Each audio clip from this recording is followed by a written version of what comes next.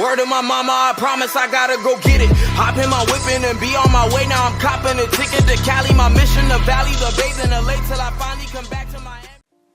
Yo, what up guys? Data Great here today, back with another video. But today is going to be special because I'm actually going to be coming out with 2 videos. And the subject of both of those videos is going to be SAO and Radiant, since episode 2 for both of them just dropped today. And this video is going to be about SAO. So get ready, strap in, motherfucker. We about to talk about some shit. Spoiler alert though, if you haven't watched the first episode of SAO, because I'm about to say some stuff that kind of implies to that, but I guess you probably already watched it since you're watching this video. But if you haven't and you just found this shit by accident, pause it and go watch the first 2 episodes. I highly doubt that you will be disappointed if you're a fan of SAO. But anyways, that's all I gotta say about that. Let's get into the video. Now, a couple things could be gleaned just from how this episode had started, because in the previous episode, Kirito had met up with that crazy motherfucker who was the other half of Death Gun in the second season, and he had the death gun on him, and he basically stabbed Kirito with it.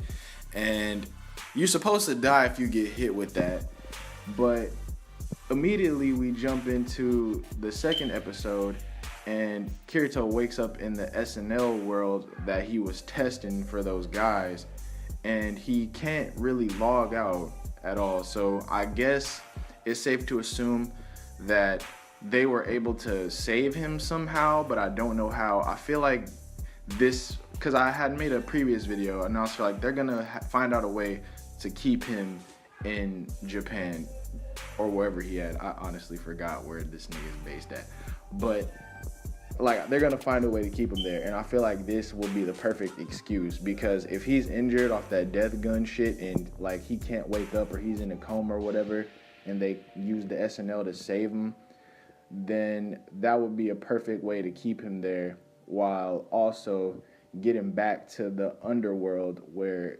he kind of lost his memories, but now he can like be there and he kind of remember his previous life, which wasn't supposed to be able to happen while he was diving in the SNL stuff. So yeah, but I kind of feel like this is just a theory though, but I kind of feel like it's all a part of a larger plot, I guess. Cause maybe I get the feeling, and this is just my theory of course, but maybe Wrath kind of knew that Kirito wasn't really fucking with him with all the testing on the soul or whatever, cause it's kind of reminiscent of what the doctor from the first season, not doctor, game designer from the first season was trying to achieve, and they kind of probably felt like he wasn't really fucking with it, so they probably hired that death gun motherfucker to do that to him just so they can keep him there to like continue testing. I don't know what their goal is, but that's just my theory. But anyways, we get into the world and we meet up with Eugeo again, but he doesn't remember Kirito. Kirito doesn't remember him. It's just like they met for the first time basically. And they kind of backtrack. Eugeo kind of goes into detail about, well, not super into detail about what happened to Alice and how she got taken away or whatever, and how he feel like she's still alive and all that. And they don't really know each other at all. They really don't. And Kirito, like basically it's kind of like a flashback, but not really, because this episode, the only thing it really did was kind of let us know that Kirito for now is kind of trapped in that world, and he don't know how time actually is in the outside world, and he also doesn't remember that he got stabbed with the death gun. So it's kind of like there's a few mysteries as to why he's there and how he should be able to get out, but he's guessing that if he goes to Central, he can the central part of town, he can find his way out, and he has to do that by getting Eugeo out of his calling. And I kind of think he doesn't actually say that he wants to get Eugeo out of his calling, but he does say he needs help to get to the central place, and Eugeo is really the only motherfucker that he knows. So I feel like he's gonna figure out a way to get him out of his calling. I don't know how. I got a few ideas, but nothing that I can actually say for sure. But overall, this episode was just more setup, and I feel like they got room to do this. Like SAO, it's already solidified. They don't have to drag you in immediately after like the first episode or two.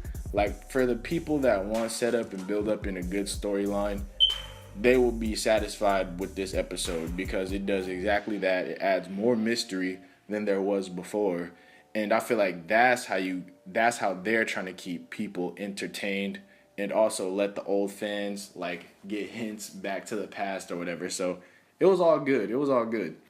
But I feel like the main takeaway from this episode that kind of had me like, what the fuck, was when Kirito was about to go to sleep and he was laying down.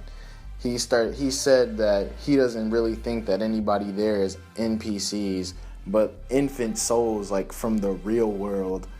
And this shit was kind of creepy to me because I'm wondering, like, did they kill like the babies and like take their souls and raise them inside? Like that shit kind of fucked up. I don't know if it's actually the way that it seems, but if what he thought was actually true, like these motherfuckers out here killing, either A, they out here killing babies and taking their souls out, or B, as soon as the babies are born, they instantly strap them into the machine and then they raised inside the virtual world, so they don't really know like that they're in a virtual world. They think that it's their own world and shit. So like, I don't know, that shit was kind of weird to me, and like I hope they explain that more, and I hope that Eugeo, this is mainly because I hope that Eugeo is actually a real person, because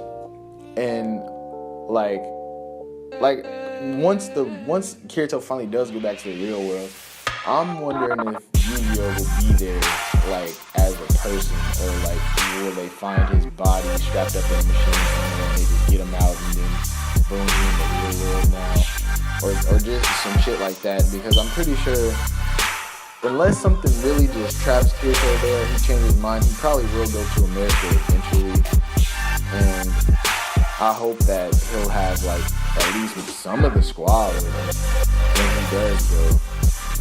So that's why I'm hoping Eugeo is real. And I know that Eugeo and Alice is supposed to be like really important to the season, so I'm wondering where they're gonna take both of those characters. I hope it doesn't wind up like how Yuna was, where she kind of got killed off and in a really like weird and kind of like fucked up way that you really didn't want to happen, but it kind of had to happen. I hope they don't do something like that, but I guess we'll just have to wait and see. But anyways, overall this was a good episode, and I just can't wait for the next one. It's kind of making me want to binge. I won't lie to you. I kind of just want to save like fucking 5 or 6 episodes and just binge them hoes all at once. Because this fucking anticipation is killing my life. Especially now that Kirito knows that he can actually use sword skills in that world. He tested it out because some motherfucker tried to try his gangster, and he had to show his ass up real quick. So he chopped that wood off. No homo if you motherfuckers got dirty minds. But yeah, like he had to show him what's what. So now I'm really fucking hyped for this next episode. But that's all I gotta say about this. And that's really it for this video. If you stayed this long, I fuck with you. And if you like the content, you already know what you gotta do. Like the video, subscribe, comment, all that shit. We can talk about this episode. It's gonna be dope. But that's really it. Thanks for watching. Have a good one. Wait on the next video.